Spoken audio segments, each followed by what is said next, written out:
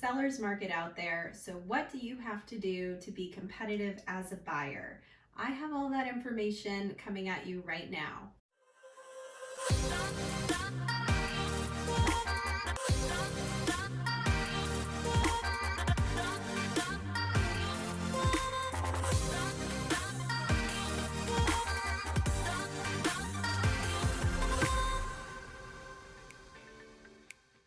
Hi, I'm Caitlin McKegg with Berkshire Hathaway. I am a realtor here in Phoenix, and today I want to tell you about how you can be competitive as a buyer.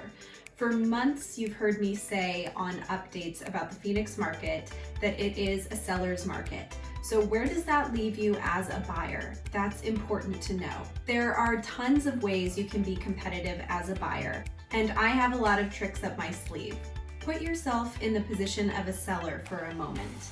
You just list your house on the market and you get multiple offers. How are you supposed to decide which one makes the most sense for you? Well, it's simple. The offer with the least amount of risk is the offer that a seller is going to take most often.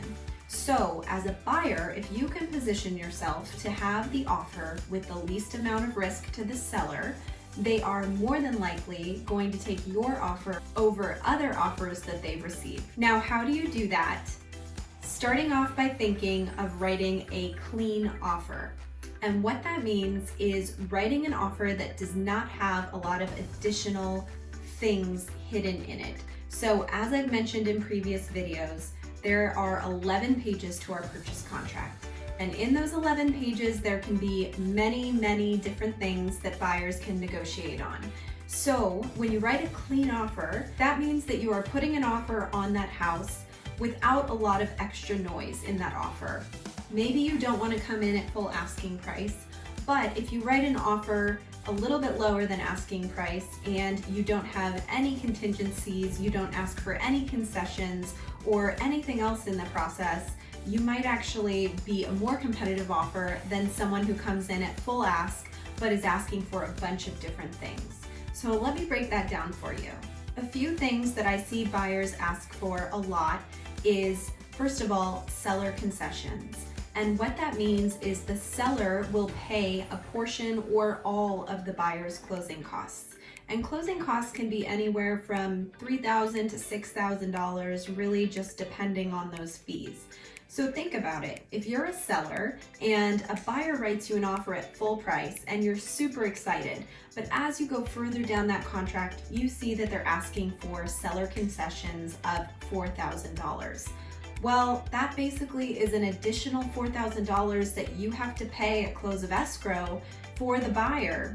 Essentially, that takes $4,000 out of your pocket that you would have made on that sale. So sellers really hate to see when a buyer asks for seller concessions. However, there are times when that is appropriate and necessary for the buyer, and everyone does understand that. Another piece of the contract that you can pay attention to keep your offer, quote, clean, is the home warranty.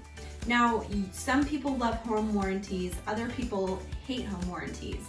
But if you want a home warranty, you have the option to ask the seller to buy one for you, to buy one yourself, or to waive the home warranty altogether. Now, again, if you're making an offer and you're trying to keep it clean, you likely don't want that seller to buy you a home warranty, or you don't want to ask for that, because if you do, it's another thing the seller has to pay for out of pocket and makes you less competitive as an offer. Now, I completely understand the importance of a home warranty, and as a buyer, I can understand that that is something that might be very important to you. And if it is, and if that's a make or break, you can certainly ask for it. This advice is just to help you understand what a clean offer looks like. And again, that basically means you're offering on the property for a certain amount without any other things in the contract that you're asking for. Another category of negotiation is the HOA. If the house that you are buying has an HOA, it likely has an HOA transfer fee, and that transfer fee is a negotiable fee. This fee is due to the HOA by either the buyer or the seller, and when we negotiate the contract, it does have to be laid out to say whether the buyer or the seller is going to pay this transfer fee or if that's going to be split. Again, if you are trying to write a competitive offer and a clean offer, you likely want to take that cost on as the buyer if you're able to. As I said, there's also options to split the HOA transfer fee between the buyer and the seller if that's more preferable. It all really depends on the amount. Sometimes these fees are on the low end, other times they can be a little bit higher. So depending on your comfort level and how competitive you want to be, you have the option to pay or split the HOA transfer fee or ask the seller to pay it for you.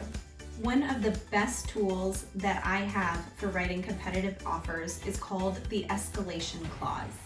And in an escalation clause, I can write an offer that says you want to offer a certain amount, but in the case that there are multiple offers, your offer automatically goes up to a higher amount and can beat out the highest offer by $500 or whatever amount that you'd like.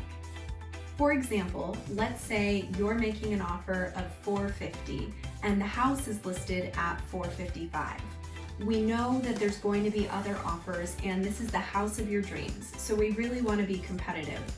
What I can do is write an escalation clause that says you are offering $450,000, but in the event of multiple offers, you're authorizing your offer to automatically go above the highest offer by $500, as long as that doesn't exceed $454. Now, of course, I always write in there that we want to see a copy of that highest offer so we can make sure that you were actually beating out another offer that does exist. This strategy works really well in a competitive environment. I've used it many times and it's helped us to get the house for the buyers that they were going for with other buyers on the line. Now, if you want to get really competitive, there's another piece of the contract that you can play with, and it's called the appraisal contingency. If you really wanted to be competitive, you can actually waive your right to an appraisal. Now, I don't always advise that because appraisals are really important. However, there are certain situations where buyers are comfortable waiving the appraisal contingency. Now, remember when I talked about less risk for the seller? As a buyer, if you waive your right to an appraisal, that takes a ton of pressure off the seller because it's one less hurdle they have to go through to get to closing. So that is a huge advantage in an offer from a seller's standpoint. However, it can be a risk to you as a buyer. So it really has to be the right situation, but that's another piece of the process that you can stay really competitive in if you're trying to write an offer and beat out some other buyers. I always advise that you get an inspection because you never know what an inspector will find in that house. However, you can shorten your inspection time frame and be competitive that way as well. Again, taking away risk from the seller who has to go through and wait through that inspection process. If you shorten that timeline to be less than 10 days, that shows the seller that you're down to business, you're committed, and you're serious about getting through this process quickly. Aside from all of these pieces in the contract where you can be competitive as a buyer, as your realtor, I do a few things as well. First of all, I always call the other agent to understand what's important to that seller. Oftentimes, a quick close or a long close might be super important to that seller because of the situation that they're in. If we know that before we write the offer, we can be flexible and we can play to that need for the seller. It's amazing how much you can find out when you just start communicating with the other side. Even though this is a transaction, there's always a human side to everything. So I find it important to write a little bit of a story about my buyers and submit that with every offer. I always explain a little bit of history about the buyer, what they're looking for, and what wonderful people they are to help the seller understand who's buying their house. Even though this is a transaction with an inanimate object, people want to see their house going to a good family or a good person, and adding that information and that color to the story really helps in a transaction like this. In addition, I make sure that your lender calls that listing agent to tell them how solid of a buyer that you are. The listing agent wants to know this and the seller wants to know this.